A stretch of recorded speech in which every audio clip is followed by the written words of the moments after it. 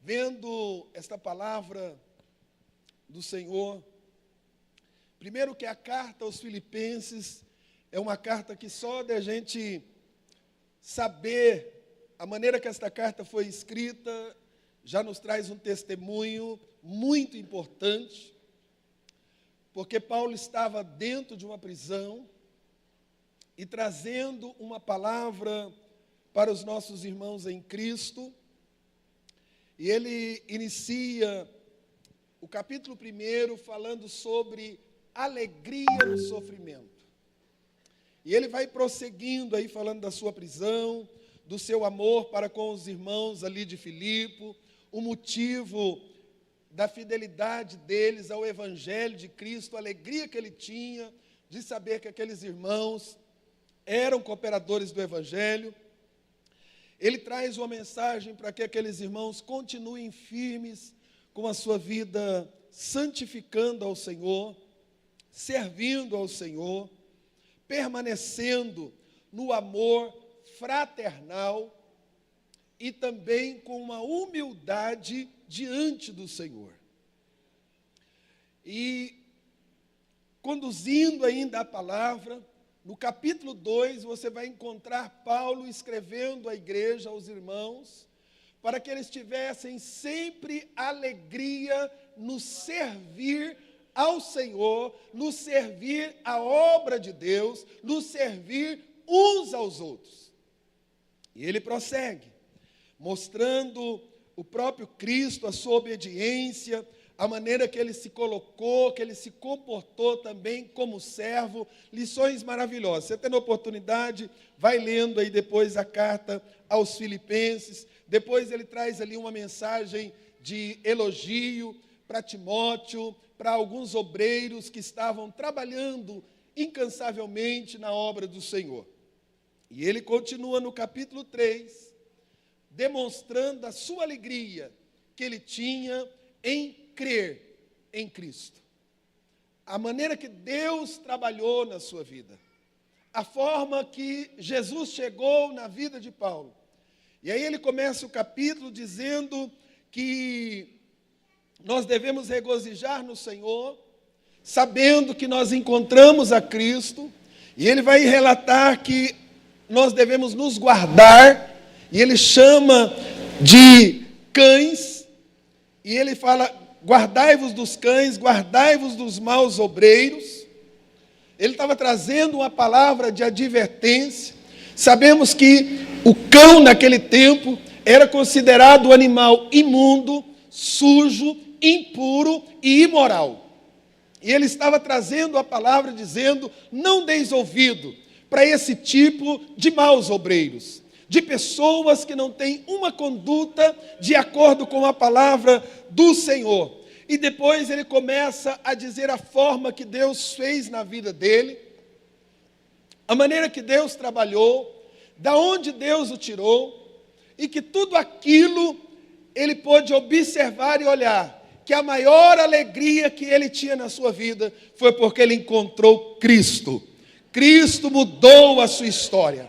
Que antes ele era como um doutor na lei, ele sabia muitas das coisas da lei, ele era um bom cidadão, servindo a Deus, o judeu ali, mas ele mostra que a maior alegria não está em títulos, não está em conhecimentos, mas a maior alegria está em crer em Cristo, ter um encontro com Cristo, reconhecer o sacrifício de Cristo, servir a Cristo, adorar a Cristo, se render a Cristo, ter uma vida com Cristo e aguardar a volta de Cristo. É a alegria que Paulo expressa na sua caminhada cristã. E aí ele vai trazendo, percorrendo aí, não dá para a gente falar tudo por causa do horário, mas mostra que Paulo desiste de todas estas coisas para servir a Cristo. E ele depara um momento da sua vida que ele começa a olhar e dizer que uma coisa ele fazia, ele não julgava que ele já houvesse alcançado, mas ele estava buscando. Ele continuava em crescimento, ele continuava em uma busca, ele continuava perseverando na sua fé. E isso nos traz uma mensagem muito importante para nós. Porque Paulo mesmo, ele faz uma avaliação da sua fé, da sua comunhão, do seu servir, do seu crer, do seu ministério, da sua vida com Cristo. E ele chega à conclusão dizendo: irmãos, eu ainda não alcancei. Não olhem para mim achando que eu sou o sabe-tudo, que eu sou o santarrão, que eu sou o melhor de todos. Ele disse: não, mas eu estou fazendo algo. Eu estou prosseguindo para um alvo. Eu tenho um alvo. Aleluia. E uma das coisas que eu faço é esquecer das coisas que para trás ficam e vou avançando para aquelas que ainda estão diante de mim. Ou seja, Paulo estava dizendo: irmãos, eu não fico esbarrado, eu não fico preso ao meu passado. Existem coisas boas, mas também existem coisas tristes.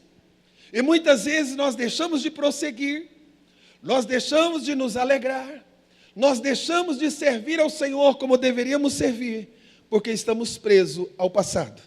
Mas o Senhor me trouxe aqui nesta noite para dizer para a noiva dele: as coisas que para trás ficam, deixam as coisas que para trás ficam. Começa a avançar, não é tempo de parar, não é tempo de retroceder, não é tempo de viver embaraçado, não é tempo de viver aprisionado, mas é tempo de saber que nós temos um alvo. Aleluia! E ele disse: eu nesse alvo eu estou avançando. A ordem do Senhor para a sua igreja é: marche, avance, prossiga, não desista, não desanime, não retroceda, mas continue avançando. Tem crente aqui que ainda quer avançar? Levanta a sua mão para o céu nesta noite. Busca do Senhor renovo, busca do Senhor força, busca do Senhor graça, para que você possa avançar. Aleluia, glória a Deus. Ele disse: eu prossigo para o alvo. Eu tenho um alvo, aleluia, na soberana vocação, do chamado que o Senhor fez na minha vida, o propósito de Deus na minha vida, aleluia. Eu tenho um propósito. Irmãos, o crente, ele não vegeta, ele vive um propósito. Ele vive no propósito, ele vive no chamado, ele vive na vontade daquele que o chamou das trevas para a sua maravilhosa luz. E nós precisamos de entender isso. E aí ele vai dizendo: olha, meus irmãos, pelo que todos quantos já somos perfeitos. Eu quero me apegar um pouquinho mais adiante. Já somos perfeitos. Eu estava olhando essa palavra, não quer dizer que Paulo estava dizendo que ele não tinha defeito, que ele não tinha nada que precisasse de consertar. Mas ele estava dizendo: irmãos, nós já temos maturidade suficiente, nós já temos conhecimento suficiente de quem é Jesus, como Ele nos resgatou, a forma que Ele transforma o pecador, o sangue que purifica o pecador, a presença dEle, a promessa dEle e a realidade da volta dEle. Como crentes, nós precisamos ser maduros, não deixar nada nos tirar do propósito, da vontade de Deus, daquilo que a palavra nos ensina. Irmãos, quantas pessoas imaturas estão correndo atrás de ventos de doutrina, perdendo, saindo do propósito, da vontade de Deus, da sã doutrina, para viver o propósito do homem, a vontade do homem, e mensagens que não estão de acordo com o verdadeiro evangelho. Mas ele traz aqui, dizendo: nós, meus irmãos, já temos algo da parte do Senhor para a nossa vida. A igreja do Senhor, irmãos, ela tem que caminhar com maturidade. A igreja do Senhor tem que caminhar com seriedade. A igreja do Senhor tem que caminhar sabendo em quem ela crê. A igreja do Senhor precisa de continuar avançando, mas na doutrina da palavra do Senhor. Não é na doutrina que os homens estão implantando, não é nas coisas que as pessoas acham que não tem mais problema, mas é continuar firme com a sua vida em santidade, em comunhão, ouvindo a palavra, alimentando da palavra, vivendo a palavra e conduzindo de acordo com a palavra. Aleluia! E quando ele traz aqui, ele disse: olha, nós temos algo andemos segundo a mesma regra e sintamos o mesmo. O que Paulo está dizendo? Ele está nos convocando. Eu até escrevi a caneta aqui na minha Bíblia. Paulo ordena que se comportem como soldados que marcham em fila, juntos, organizados, cada um na sua posição. Irmãos, nós precisamos disso aqui. Seguir a mesma regra. Aqui, irmãos, nós somos a noiva do Cordeiro. Uma casa dividida não subsiste. Um prega uma coisa, o outro prega outra. Um prega uma doutrina, o outro prega outra doutrina. Um quer conduzir de um jeito, o outro quer conduzir da outra maneira. Não! Ele está dizendo, é tempo da gente colocar como soldados. Lá no quartel é assim, maestro? Um quer ir para um lado, vai, o outro quer ir para o outro, vai. Não, tem uma ordem. Tem algo. Tem uma marcha. Tem uma regra. Tem um propósito. Irmãos, o reino de Deus não é bagunçado. A noiva do Cordeiro não anda bagunçada. Tem uma ordem. Se na bandeira do Brasil tem ordem e progresso, na noiva do Cordeiro também tem soldados que marcham juntos, em ordem, em propósito.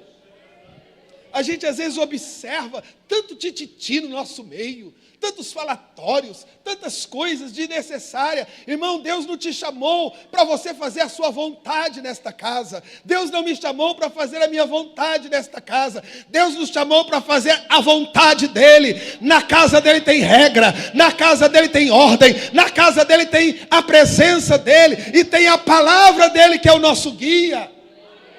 É a palavra do Senhor. Vamos marchar juntos. Vamos caminhar juntos em prol do Evangelho. Vamos viver uma vida cristã juntas, com propósito. Ninguém querendo atravessar na frente de ninguém. Ninguém querendo ser mais do que ninguém. Mas um ajudando o outro, fortalecendo o outro, orando pelo outro, abençoando o outro, levantando o outro, posicionando ao lado do outro. Isso é igreja. Isso é noiva. Isso é comunhão. Isso é irmandade, isso é amor fraternal. Irmãos, quantas vezes, hoje é o culto de ceia, mas quantas vezes eu entristeço crentes que há anos estão no Evangelho, qualquer coisinha birra com o outro, fala, reclama, murmura, e depois quer sentir a presença de Deus. Não tem presença. Quem tem o Espírito Santo tem humildade, tem perdão, tem amor, tem reconciliação, tem vida diferente, igreja. Tem vida diferente, porque nós estamos na comunhão, nós vamos participar, irmão. Você acha que quem não conversa com o outro pode comer desse pão e beber desse cálice? Não, tem que consertar. A Bíblia diz que até a oferta que traz no altar, se tiver desconcertado, lembrar que tem alguma coisa contra o irmão, tem que consertar, para depois ofertar, que dirá tomar a ceia do Senhor. É tempo de comunhão. É tempo que nós temos, é tão maravilhoso. Olha que bonito estão os obreiros aqui. Tenham comunhão, meus irmãos, uns com os outros. Não vamos querer ser um melhor do que o outro, criticar o outro. Cada um Deus chamou de um jeito, de uma maneira, e Deus usa de uma forma. Uns são eloquentes, como o pastor André, outros é igual a pastora Miriam, caladinha, mas está dando glória a Deus, falando em língua. É assim que Deus opera. Para de ficar medindo os outros pelo falar língua, pelo pular da piruleta. Não! Glorifique, porque Jesus está salvando.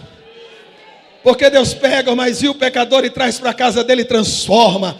Traz para a família de Deus. Irmãos, nós não éramos para estar aqui, mas a misericórdia me alcançou. A misericórdia te alcançou. A graça nos alcançou. E nós só estamos aqui por causa da misericórdia de Deus. Aqui eu não sou melhor do que nenhum de vocês. E não tem ninguém de vocês aqui que é melhor do que o outro.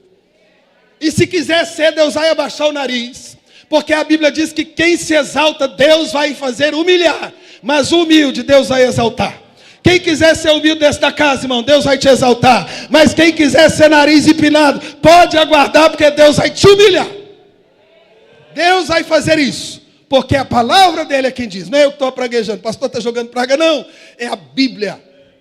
É a palavra do Senhor. Mas quando a igreja está na comunhão, na mesma marcha, vamos orar, vamos orar. Vamos ofertar, vamos ofertar. Vamos evangelizar, vamos evangelizar. Vamos fazer algo para o Senhor, vamos. Porque temos maturidade. Vamos marchando, Vamos levando a palavra, vamos vivendo o evangelho, porque nós temos um só propósito. Paulo disse: sede também meus imitadores, irmãos. Sede também meus imitadores. E tende cuidado, segundo o exemplo que tendes em nós. Irmãos, será que eu e você, sinceramente, não vamos falar só aqui dentro da igreja, não. Será que nós temos condições de levar alguém para a nossa casa, ficar lá não precisa de muitos dias, não, e dizer assim: seja o meu imitador? Às vezes no trajeto da igreja até a nossa casa, se nós estamos levando ele já começa a dizer: sangue de Jesus tem poder. Se for para ser igual esse irmão dentro do carro, essa irmã. E Paulo diz: sede os meus imitadores. Irmãos, a igreja do Senhor nesta geração está precisando de homens e mulheres, que nós tenhamos referenciais para nós imitarmos pastores, obreiros, mulheres, homens, jovens, adolescentes e crianças. Ser imitadores. Paulo disse: sede os meus imitadores. Paulo estava trazendo para os irmãos ali a imitarem, usando o seu próprio padrão, o seu exemplo. Irmãos, que nesta noite Deus nos levante como exemplo na nossa família, na empresa onde trabalhamos, na rua em que vivemos, nos lugares em que andamos, com as pessoas que nós conversamos. Lembra disso, alguém precisa de estar me vendo. E não tem esse negócio, mas às vezes a gente fica só assim, preocupado, dizendo: irmão, se você não me imitar, irmão, nós temos que ser imitador. Nós temos que ter alguém para a gente imitar. O povo do mundo imita o artista, é o ídolo lá fora. Mas a noiva do Senhor tem homens, tem mulheres cheios do Espírito Santo, tementes a Deus, que tem vida em santidade, que quando abre a boca tem um conselho para dar a seu tempo, para edificar, para mudar vidas. E que seja eu e você esse agente. Ramande canta labaçu de covas nébia. Basta, meu Deus do céu, as coisas que a gente já vê na internet por aí. Tanta coisa horrível no meio cristão. Mas que Deus levante a igreja do Itaguaí. Que Deus levante a cada um que aqui está, para ser exemplo nesta geração que jaz em trevas. Que Deus te use, minha irmã, na tua casa. Seu filho pode até não querer te obedecer, mas vai dizer: minha mãe é um exemplo. É uma mulher de santidade. É uma mulher que sabe falar na hora certa. Meu pai é um homem de caráter. Um homem que sabe posicionar diante das adversidades. Por quê, irmãos? Porque somos servos de Deus. Porque temos Cristo na nossa vida. E Paulo disse aqui que como ele tinha um padrão de conduta, a igreja tem um padrão de conduta. A igreja não anda como o mundo anda. A igreja não pensa como o mundo pensa. A igreja não apoia as coisas que o mundo apoia. A igreja não tem o padrão que o mundo tem. Mas a noiva do Senhor, o padrão dela é do céu. A vontade dela é a vontade do Pai Celestial. O guia dela é a palavra de Deus, a boca do Senhor. Este é o padrão da noiva de Cristo. E é isso que a gente tem que imitar. E glória a Deus, irmão. E não adianta a gente só ficar com aquela falinha, dizendo: mas não tem ninguém. Um dia Elias disse: Senhor, só eu fiquei. Ele disse: está enganado, Elias. Tem mais santo. Tem mais gente que não rende a Baal. Tem mais gente que está na presença. Às vezes um irmão da igreja faz um escândalo, apronta uma coisa horrível entre nós, no nosso meio. E a gente começa a dizer: eu não vou mais para a igreja. Eu não vou mais acreditar em pastor. Eu não vou mais acreditar em irmã do ciclo de oração. Faça isso não, irmão. Tem os profetas de Baal, mas também tem os 7.000 que não se rende, que não se dobra, que continua na presença, que tem vida com Deus no altar de Deus. Aleluia. Ele disse: olha, eu olho e lembro destas pessoas que são inimigos da cruz, que até saíram do nosso meio. Ele disse: eu lembro disso com dor, com sofrimento e com lágrimas. Irmãos, é muito triste a gente ver alguém que pregou para nós, que orou por nós, que fez algo em favor da obra, que virou a cabeça, mudou a ideia, está aprontando tanta coisa. A gente não deve falar isso com alegria. Parece que tem gente que tem alegria de ir lá postar no Facebook a desgraça alheia, a derrota, a queda de um obreiro. Irmãos, quando você ver isso, veja com dor, veja com choro, dizendo: o Senhor é mais um soldado que contaminou, é mais um soldado, Senhor, que saiu da trincheira dos salvos, e muitas vezes nos ajudou tanto, orou tanto, pregou tanto para nós. Nós temos que tomar cuidado, irmãos. Por isso que Paulo estava advertindo: cuidado com aquilo que vai entrando na sua mente, coisas que hoje parece que não tem problema, mas vai crescendo, vai inflamando, vai roubando a sua fé, a sua simplicidade do Evangelho, a sua vida de santidade, de comunhão, e vai tirando, e vai tirando, e vai tirando. Daqui a pouco a gente está apóstata da fé, falando um monte de abobrinha. Mas quando Paulo estava dizendo o fim deles, olha o resultado, irmão, o fim deles é perdição, porque o Deus deles é a avareza, é a glória deles, é para a confusão deles mesmo, que só pensam nas coisas terrenas. Irmãos, é um desastre na vida de um crente, que só vive pensando nas coisas terrenas, que só vive grudado nas coisas terrenas, e faz um monte de coisa por causa das coisas terrenas. E a gente sabe que nós estamos vivendo esse tempo, que tem um monte de gente só fazendo obra de Deus por causa das coisas terrenas, só querendo títulos por causa das coisas terrenas. E tem muitos crentes que não vão pregar no YouTube, que não estão no altar, mas também estão se contaminando por causa das coisas terrenas. Tudo é aqui, é os prazeres da carne, são as vontades humanas, os privilégios desta vida, e tudo fica. Hoje eu estava vendo, passando num dos noticiários, uma jovem de 19 anos, 2 carros que bateram aí nessa estrada de Caldas a Piracanjuba, perto daquele posto Boa Vista, tiveram a sua vida ceifada. Irmãos, a nossa vida aqui é passageira. A gente precisa todos os dias levantar, agradecer a Deus pela vida e dizer para nós mesmos: pode ser o último dia. A vida aqui é passageira. Mas Paulo disse aqui, para nós finalizarmos, deixando de lado estas coisas, que só pensam nas coisas terrenas. Tem gente vivendo como se o céu é aqui. Tem gente vivendo como se ele nunca fosse partir para a eternidade, como se nunca fosse entrar numa tumba fria. Mas eu quero dizer o que a palavra do Senhor está dizendo aqui: mas a nossa cidade está nos céus. Olha, irmão, eu quero exortar a mim e a você. Se a gente estiver ligado no céu, desejosos da nossa cidade no céu, até o glória é mais gostoso, até o louvor é mais gostoso, até a adoração é mais gostosa, porque nós somos cidadãos dos céus. Por que Paulo estava dizendo? Aquele povo sabia muito bem, e muitas pessoas desejavam ter a cidadania romana, se vangloriava daquilo. Você já viu essas nações ricas?